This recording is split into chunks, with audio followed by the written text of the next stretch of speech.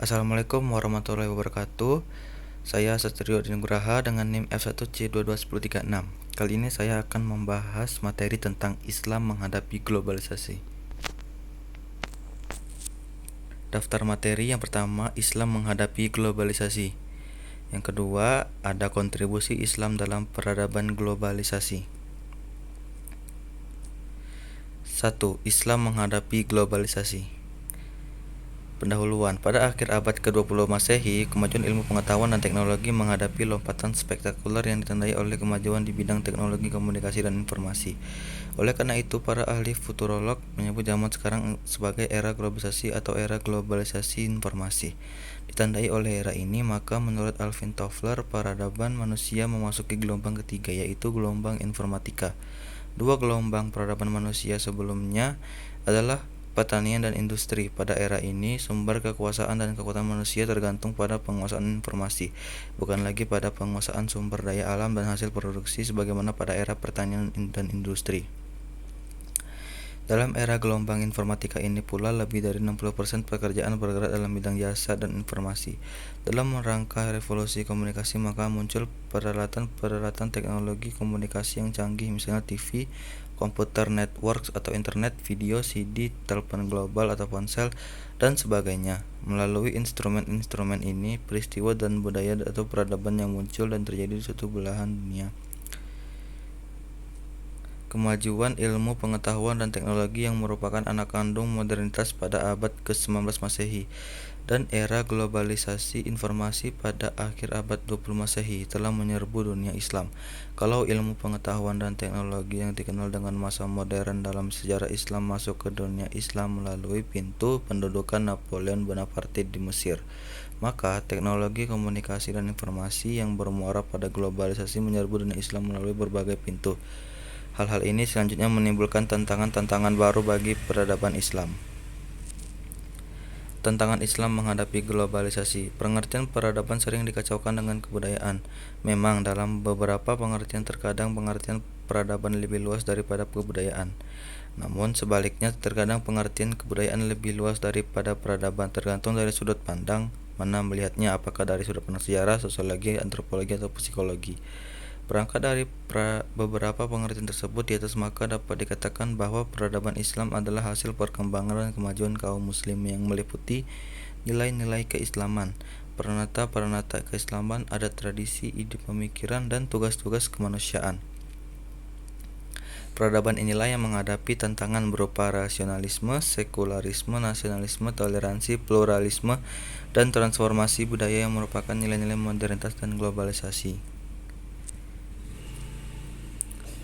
Problem yang ditimbulkan oleh modernitas di lingkungan kaum muslim sendiri terasa berat, karena sejumlah faktor, misalnya adanya tekanan demografis yang menimpa kaum muslim selama abad ke-19 dan awal abad ke-20 Masehi, despotisme lembaga politik, dan ekses ideologi luar seperti liberalisme, sekularisme, komunisme, dan lain sebagainya yang tidak sesuai dengan kebutuhan kaum muslim.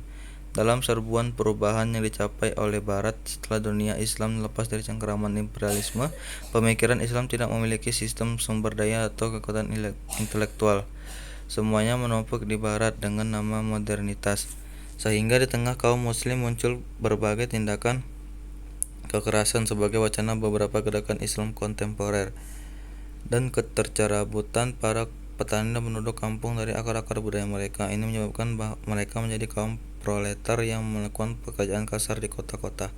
Sementara di pihak lain, adanya monopoli kekuasaan di tangan satu orang penguasa partai atau raja. Semua itu terakumulasi menjadi penyakit, kemudian menyebabkan munculnya berbagai perkembangan reaksi yang tidak terkendali.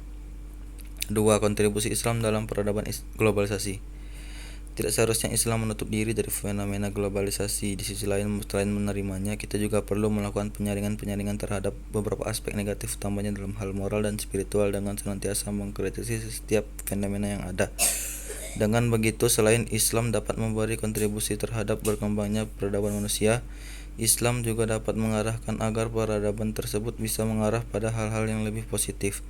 Bukan Islam yang harus ikut arus globalisasi, bukan pula Islam yang semata mengarahkannya. Akan tetapi Islam yang sebagai sebuah agama sepatutnya lah menjadi pembimbing dari fenomena globalisasi tersebut. Biarkan saja dinamika perkembangan konkret peradaban yang berupa infrastruktur dan teknologi ini menjadi sebuah realitas yang berkembang dalam diri manusia secara plural. Akan tetapi, aspek moral dan spiritualitas tidak bisa kita lepas begitu saja. Sikap menerima dan mengkritisi globalisasi ini sebenarnya telah diajarkan sejak zaman dahulu oleh Nabi Muhammad melalui perintahnya tentang ijtihad. Ijtihad menjadi model utama umat Islam dalam menghadapi perkembangan zaman, bukan hanya perintah Rasul untuk berijtihad dalam beberapa hal. Bukan kenapa kalimat-kalimat yang ada dalam Al-Quran justru banyak yang menunjukkan makna umum. Hal ini semakin mengingatkan bahwa ijtihad adalah sebuah kebolehan dan bahkan keharusan melihat tantangan ke depan akan semakin datang bertubi-tubi. Perihal isu-isu tentang ditutupnya pintu ijtihad, hal itu tidaklah perlu dipikirkan secara mendalam. Otoritas orang paling tinggi mana yang berhak melegitimasi tertutupnya pintu ijtihad, sedangkan Nabi Muhammad sebagai Rasul pamungkas malah kemudian memerintahkannya. Selain itu, bila kemudian globalisasi kini sudah banyak memberi manfaat di tengah beribu mudaratnya, maka bukan salah bila kemudian kita mewarnainya dengan aspek-aspek keislaman. Bukan kemudian malah menolaknya mentah-mentah dan terus ngotot untuk membentuk peradaban baru yang berlandaskan Islam. Selama hal tersebut mengandung maslahat umum, maka di sanalah syariat Islam bisa ditegakkan, membawa arah peradaban menuju hal yang lebih positif adalah sebuah keharusan bahkan tanggung jawab sebagai segenap umat Islam. Dengan ijtihad pula lah pemahaman terhadap Islam bisa semakin dinamis dan berkembang. Jadi bukan hanya persoalan saja yang semakin hari semakin bertambah, akan tetapi pemahaman terhadap Islam juga patut untuk dapat disesuaikan dengan persoalan dan realitas yang terjadi. Globalisasi menjadi sebuah fenomena yang dinamis. Begitu pula dengan pemahaman terhadap Islam juga akan menjadi dinamis dengan sikap ijtihad tersebut. Oleh sebab itu, bukan kenapa bila dimajazikan Islam adalah agama globalisasi sebenarnya dengan melihat aspek ijtihad yang sudah diperintahkan Nabi Muhammad tersebut. Agama yang dapat terus berkembang sesuai dengan kondisi zaman kapanpun. Selebihnya, mari kita lebih mengembangkan diri dengan terus mempelajari ilmu dan pengetahuan serta terus mengintegrasikannya dengan dunia keislaman agar kemudian peradaban manusia ke depan bisa menuju ke arah yang lebih positif dan penuh dengan moralitas yang luhur dan beradab. Sekian dari presentasi materi saya. Mohon maaf bila ada salah kata. Wassalamualaikum warahmatullahi wabarakatuh.